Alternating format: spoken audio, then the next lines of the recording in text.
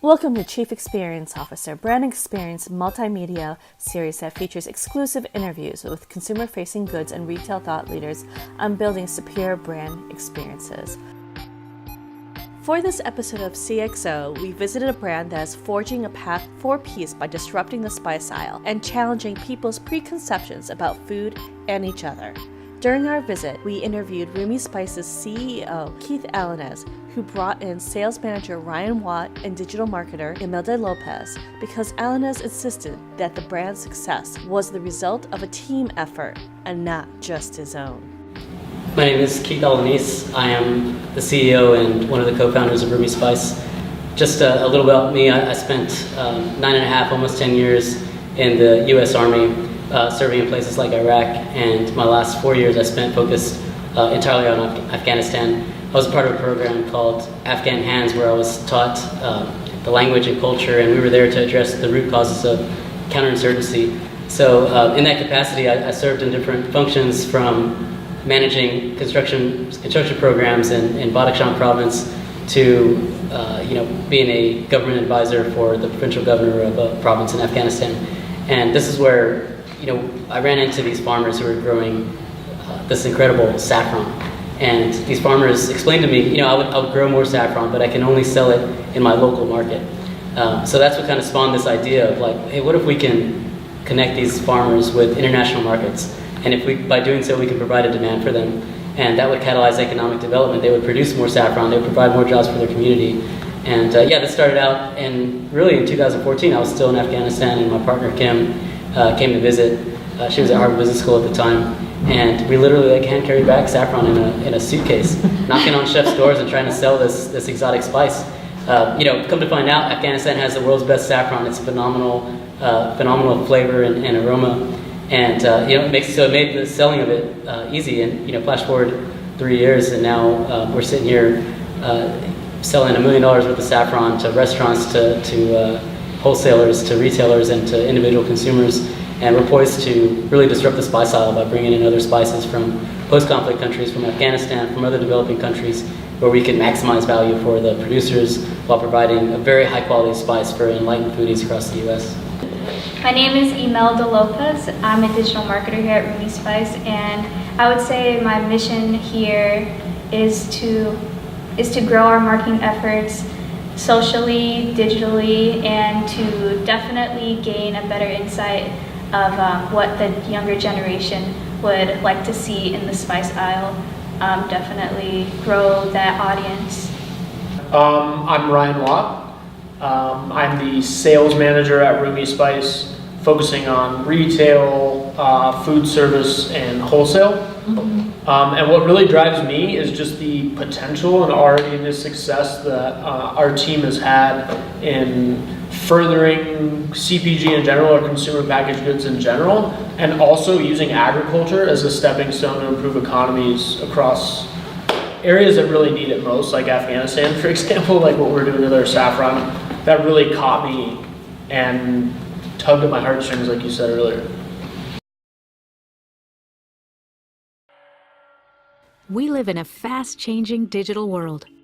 Dynamic communication and social expression influence just about everything we do. Business is digital. Impact is instant. Brands and customers interact in amazing new ways. From postage stamps to packaging and billboards, HP's Graphic Solutions business is leading these transformations, creating innovative digital print technologies that enable more effective, engaging communication between brands and end users.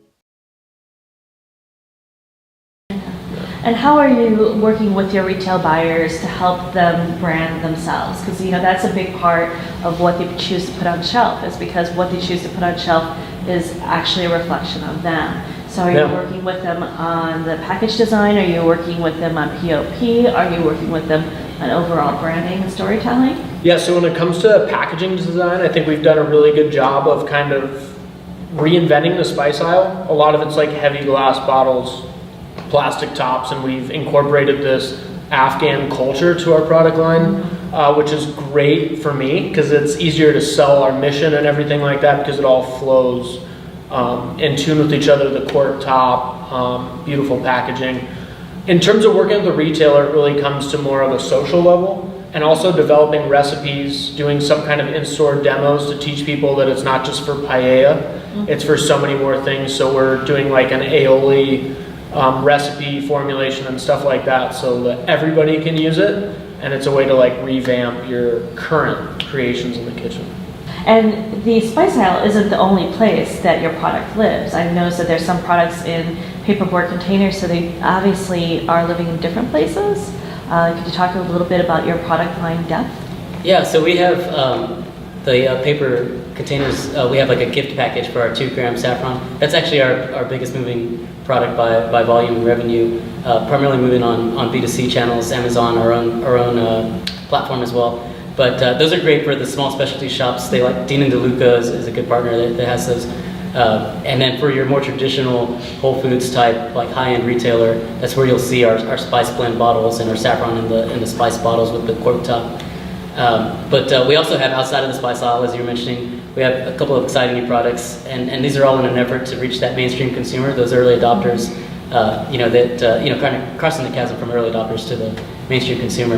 So we have a pretty amazing saffron gummy gem. It's a non-GMO vegan gem made with pectin, organic sugar, and saffron. So all the color and flavor, is from the saffron, and it has a little saffron thread suspended in the gummy. It's won several awards at food shows, but this is a great way for people to get a flavor of saffron, especially in a sweet profile, which is not typical what people might be used to having saffron in, and understanding like the power and the intensity of Afghan saffron. And that's what we call our gateway to saffron, and people try that, and then I get them excited about, I can cook with this stuff, I can make some desserts with this saffron, and so that's one product. We mentioned the spice blends, which are great for getting people who are more casual cooks to use the saffron. And we have some really exciting stuff coming down the pipeline the rest of this year. I'm not sure we're ready to announce it quite yet, we'll announce it pretty soon. But we view the spice aisle as something that's been kind of commoditized, and it's very bland. The middle of the store, it's not a place that people think that you can go as businesses and make money, and as consumers, people go to the spice aisle just to go to a catalog of spices and get their salt and pepper and maybe one other item. It's dominated by like 1 or 2 brands. And our mission is to really disrupt the spice aisle. We see spices as the original food with a story. I mean, the Silk Road bringing spices from Asia to Europe, we're the first commodity traded over long distances. And we want to revamp this Silk Road. We want to bring high quality spices with a story that maximizes value for the producers while, providing foodies and people at home the opportunity to use very high quality spices, the same stuff that's used in like Michelin star restaurants and, restaurants all over the country you can use at home, of the same quality. And you can tell a story with the food that you're serving at your table and be connected with the people who produce that food. Yeah, it's very interesting, and it is a little bit more in touch with what is around the perimeter of the store versus where it's currently located. Yeah, you think of spices as a way to like get creative in the kitchen, but the aisle itself isn't all that creative. Yeah. So we're looking to kind of bring that component. Like you said, the outside aisles, I love following trends within like beverage or whatever it may be, and like kind of implementing some of that knowledge within the spice aisle and doing it organically and within reason. Speaking of beverage, I forgot to mention we do tea brands also. So saffron is traditionally used as a tea in the old Persian Empire. So we have our own tea SKUs, which are great, saffron and green tea, and then we also partnered with Republic of Tea, and they've done a special SKU just to feature the Rumi Spice saffron, and it's a saffron rose tea. And Republic of Tea is a great partner. They have a lot of points of distribution, and it's a great way to get our saffron into the hands of tea drinkers. And it's a great tasting tea. I had it at the Natural Products Expo. It was pretty awesome. That's awesome. Yeah. That's awesome. And what's also awesome is all these partnerships. Like, you guys are so smart to collaborate with Blue Apron, to collaborate with Tea Republic. Like, you're doing so many smart things. So can you talk a little bit about these collaborations, how you're approaching these companies? Are they approaching you? Are you approaching them? And what's kicking off these collaborations and how these collaborations came to be? It's a little bit of both, and we've been fortunate that we've gotten a lot of attention because of the story. So I mean, it's something that consumers are gravitating towards, and I think that's the attractiveness for other brands to work with us. So not only Republic of Tea and Blue Apron and brands like that, but smaller brands. I mean, right here at the plant, we work with several brands in this facility. So we have several companies making saffron beer. Here at the Winery Tap Room, they just did a saffron now rose beer, which is pretty good. Really good. Yeah. And we have saffron vegan gelato that's being made here as well. So I mean, these are brands that are just up and coming and you know seem to be everywhere in the grocery stores. But we love to partner with these brands to tell a story. And you know, when we're talking to brands, we're identifying brands that have a similar social responsibility as part of their mission.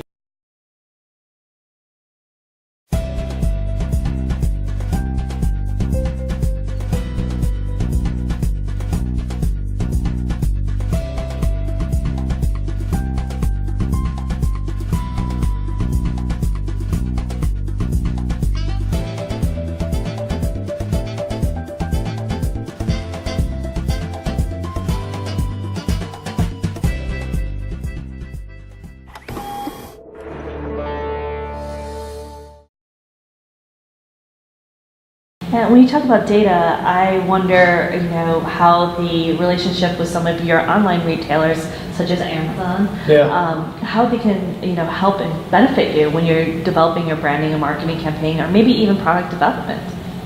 So what we're telling on Amazon is the story of not only the social impact, but the quality of the saffron. And this is not your everyday saffron, and establishing that trust that IMELDA was touching on earlier.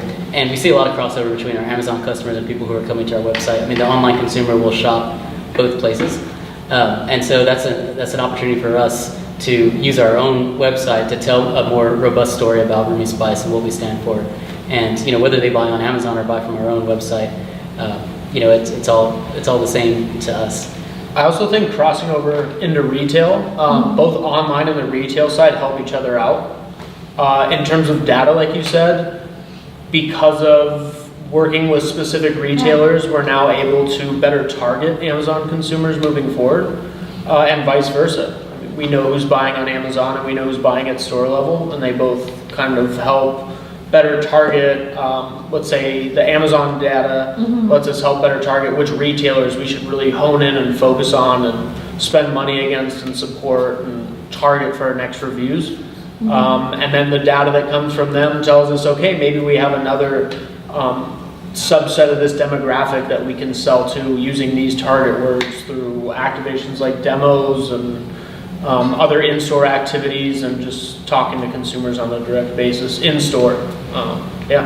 You know, we have with a story like ours, we're very fortunate to have a lot of things to say. But on packaging in the retail store, you don't have a lot of space to say it. And you know, even on ads, you know, be it print or you know, Facebook ads or Google ads, you don't have a lot of space to say what you want to say. And we could. There's so many benefits to what we're doing. I mean, working with farmers in Afghanistan, employing 2,000 women in our processing centers, displacing opium production and fighting terrorism by providing an alternative crop. Like all those things I can't put on a package, and I can't even put in an ad. So IMELDA does a lot of work in our social media campaigns and in our online marketing to A/B test everything that we're doing, and we're learning more every day, like on what messages resonate with which customers, and so that is is a feedback loop for our own like online marketing, but it's also a feedback loop for what stores do we approach with what messages. We do a lot of recipe videos because people don't really know how to use saffron, so we try to educate our customers in that regard, and just like interacting, making sure everyone knows that we're still here and we're still doing a great thing for Afghanistan. IMELDA's done a great job of stepping up our digital marketing, so we have really a one-on-one relationship with our customers, and you can see that in the way that our customers interact with our brand. So a lot of user-generated content, recipes, just things that they're doing with saffron. Customers are sending that to us all the time. They're providing us reviews, and that kind of stuff we put back into the marketing funnel and show other people what people are doing with saffron and get people excited about the mission of Rumi Spice. It's funny because most people think like the Afghanistan supply, and we're, for all intents and purposes, fully vertically integrated. And most people think the Afghanistan supply, like, oh, that must be the hardest part. I don't think so. I think that the challenging part is the marketing and is the selling of the saffron. how do you measure the success of your marketing program? Because you've got so much going on. You've got social, you've got packaging, you've got online activations, retail activations. So we do look at it at a top level and look at our marketing spend across all channels, and we pay close attention to metrics like cost of customer acquisition, value of a lead, conversion rates, and we make sure that we're always not overspending on capturing a lead, that we're targeting the right customer personas that are going to convert at a rate that makes it, worth our marketing spend. And as we operate in different channels, Facebook, Google ads, social media, and then you have these fuzzy things like influencer marketing and all this stuff that's like really hard to measure now. We're just at a high level making sure that we're not that we're hitting the conversion rates that we need to, and that we're always learning more about our customers and that particular customer persona that we're targeting, and not just in like what ads we give them, but also like what products we give them, and then what stores do we go to with those products, so that we know we're going to go to Chicago Wicker Park and sell these products because that has that foot traffic and that customer traffic is going to love like the saffron gummy gems or the paella spice blend. Or we're going to go to, more of a convenience store with, more of a product that's going to resonate with that audience. Dean and DeLuca would be like more of a gifty audience. And so we constantly try to learn by what we're doing and constantly trying to improve that, that feedback loop and the metrics that we're gathering. Something is happening. The familiar barcode is touching everything. Every surface, every sound, every image. Imperceptible to you, yet it's clear to sensors like your smartphone. All things have become their own channels. This is the engine driving the Internet of Things. This is Digimarc. When we first started, the people who are buying saffron are the people who are like saffron aficionados, which was great because we have a phenomenal product that's like so much better than anything out there in the market. So that was an easy sell, but now we're trying to jump from this kind of cooking at home saffron aficionado to the, I just learned about this saffron, what can I do with it, crowd. And so that's all consumer education on recipes, it's user-generated content, just making saffron cool and making people fall in love with the mission, because we're not just going to be saffron. We're just saffron now, but we're going to be much bigger than saffron. And everybody uses spices when they cook. So it's just a matter of getting those people engaged with the brand. And as we bring on new products, those are customers for our products. And it's interesting that you bring up this question of love, because that's got to be the hardest part. Is that the older demographic, they have this emotional history with saffron, but the younger demographic, not necessarily. So because my generation, we didn't do as much cooking at home as our parents did. So the children of my generation didn't grow up eating saffron. So they don't have that emotional connection. So, what are you guys doing to, create that very emotional connection? You're educating, but how you, talking on those heartstrings? We'd like to definitely educate people on our mission, because I think that's the most heartfelt thing ever. It's a veteran-owned company. We're trying to combat terrorism in Afghanistan by eliminating poppy as a crop, and we're just trying to let people that it's all about social good, like food for good. And what we see, from a military perspective, I spent 4 years working in Afghanistan on and off, living on the side of a mountain with a base, on a base of like special operators, and at a cost of millions of dollars a day to sustain this small base. And what we're doing with $1 million has much more stabilizing effect than any kind of boots on the ground in Afghanistan, because we're providing jobs for the local economy, not only for the farmers but for the people who work in their fields, for their families. And when you provide jobs, you provide people an opportunity, whereas they're not going to be subject to insurgents coming around and saying hey, pick up a rifle, I'll pay you $1 a day. The other thing is that now these farmers, we've just totally changed. It's a complete paradigm shift in the way they view Americans. They might have never, before we started working with them, they didn't know anything about Americans except for what they hear from the rumor mill. And so it's very easy for an insurgent to come around, a Taliban to come around and say, hey, look, these Americans, they're evil, they're infidels, they're out to get you. Now you go to these farms and these villages where we work, and if someone tries to say, hey, Americans are all bad people, they're like, no, these Americans have, providing for me and my family, like my product is sold in the US, these are good people, like it's very hard for them to say that, what we're trying to do as the US and Afghanistan is a negative thing when it's providing so much benefit to their families. Yeah, definitely benefit to the families if we actually can see it on a logical level, and then on an emotional level is food, and food is such a great connector between people, and so you begin to look at other people as people. So we've taken our saffron to and our products to members of the Afghan diaspora who are here in the U.S. and I mean literally like brings tears to their eyes when they see a product that's branded as Afghanistan saffron. They've never seen that before, and for decades their farmers have been growing products, but it's been bought and sold and rebranded as like Pakistan or India or Spanish saffron, and no one really knew like what was coming out of Afghanistan. And it brings so much pride to the Afghan people to have like Afghanistan saffron sitting on the shelves or Afghanistan spice blends. So I mean that's the emotional connection that we're trying to make with the consumers. That you should understand where your food comes from. You should have a fully transparency of supply is like one of our core tenets, and you should feel that connection with the people who make your food. PrintPack, converting vision into value. At PrintPack, we believe in creating packaging solutions that deliver positive results for your brands. Collaboration at the very beginning of a new product or package design venture is the key to success. Our innovation approach combines your vision with our knowledge of consumer trends to create packaging that enhances your brand and drives your success. We hire, like I said, we hired 2,000 women in our processing centers. When we first started, we were hiring, 100 women in our processing centers. Afghanistan is a place where, during the Taliban time, women were not allowed to work outside the home, and even, in these last 15 years, having women have jobs is a very new and progressive thing for them. So our partner in Afghanistan literally had to like go to each family, where those women were going to come work in the processing facility and talk to their fathers, talk to their husbands and their brothers, and gain their trust. And it was a long, slow process to allow these women to come to this processing center and to work. And that was 3 years ago with 100 women. Now we have 2,000 women. We've established a precedent and a reputation in the area where people trust what's happening. They see this as a very good opportunity for the women and their family.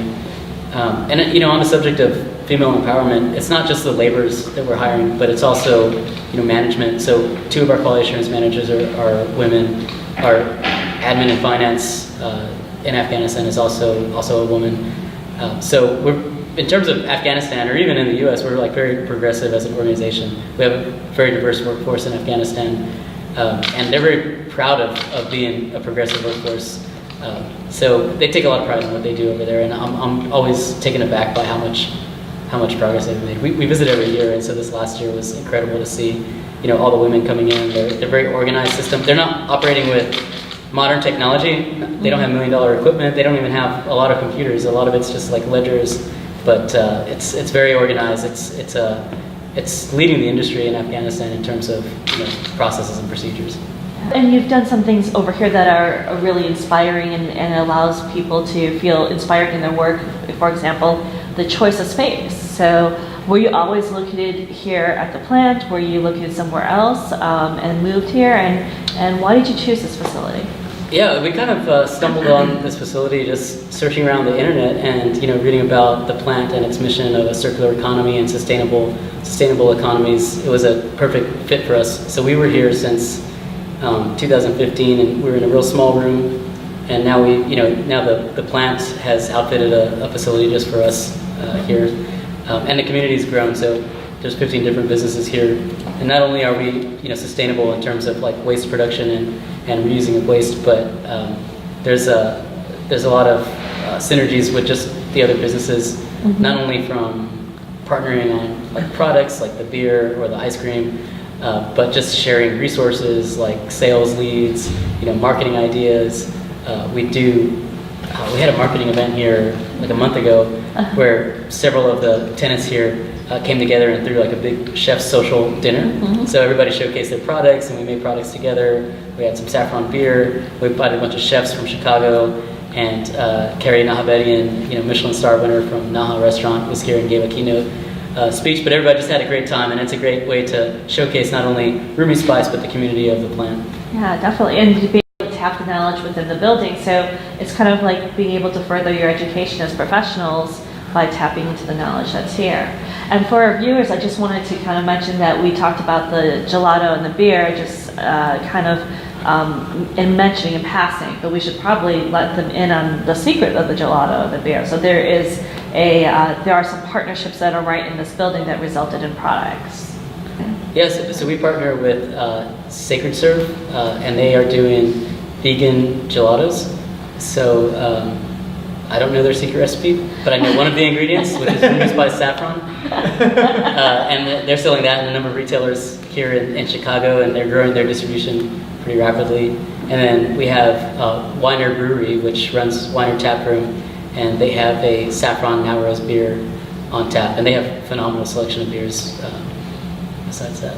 Yeah. So when we're thinking of like product development as a marketing concept, like something that we often don't think about as far as design goes is we don't think about space design and how where we're locating our headquarters are going to affect our ability to be inspired and creative and deliver new things and new experiences for our customers. But you guys were actually able to kind of make that connection.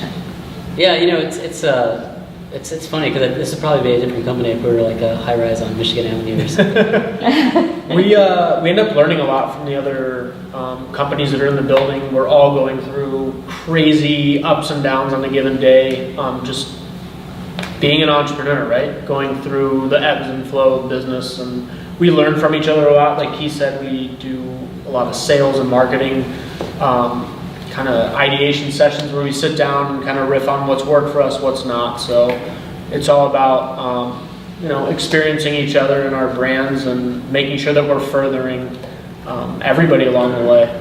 What are some of the top challenges when marketing luxury goods, a luxury product? Well, I wouldn't say our saffron is luxury. It's definitely premium, but we try to make it known that we're trying to replace that luxury word with premium and make it an everyday for everybody. So I guess just making that luxury item available to people and educating them on the fact that they can use this luxury spice in their everyday meals. It's making saffron more approachable for the day-to-day consumer. I think I think we've done a really good job thus far, but traditionally saffron's been kind of a scary spice to play around with, and we're even seeing some user-generated content from people on Facebook that are doing unbelievable stuff with saffron that we've never seen before, which is really awesome, and it gives you that justification that you are kind of changing the game and the notion around saffron, which is awesome. Yeah, and this whole idea of changing the notion around saffron, changing the mindset around saffron, it's been a theme throughout all of our conversation. So I imagine it's one of your top marketing goals. So we could talk a little bit, what are some of your top near-term marketing goals? Well, as a small business, we definitely have typical goals of gaining more of a wider audience, more traffic to our website, things like that. But definitely in the long term, we'd like to make it so that people, like I said, my age, Ryan's age, and Keith's age, can all enjoy this premium spice on an everyday basis. What does winning this FedEx grant mean for your company? Yeah, we're super excited and surprised to win the FedEx Small Business Grant, and it's been a great opportunity for us. I mean, connected us with you, and when news gets out there, it really validates what we're doing and changing the perception of Afghanistan and changing the perception of saffron. And it really validates that our mission to have like spices as a force for good is resonating, with the FedEx, people like FedEx, but it also gets the word out to people who may not have heard about what we're doing. So it's been incredible, and FedEx is really integral part of our story as well. So our saffron because saffron's so valuable by weight. It's the most expensive spice in the world. It's people say it's worth its weight in gold, although it depends on the gold market. But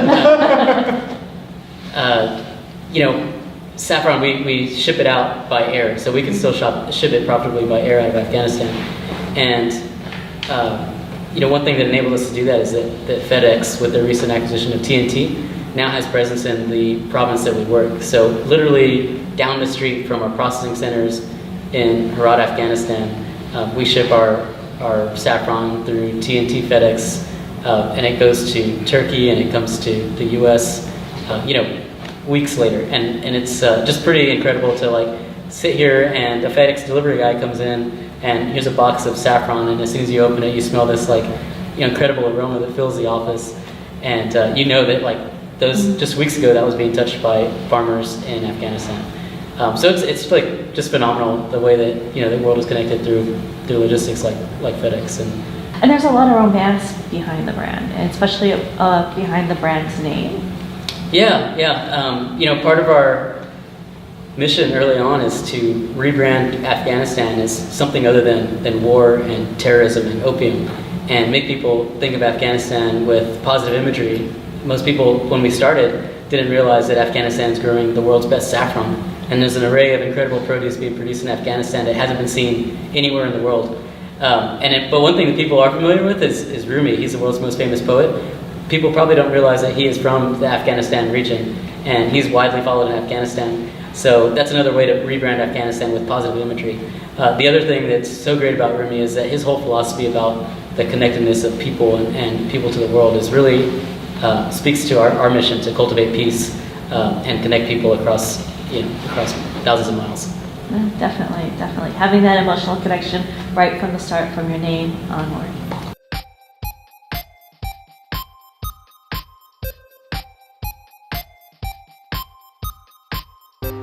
Hi, my name is Keith. Fight Tech Zaggy, class of 2004.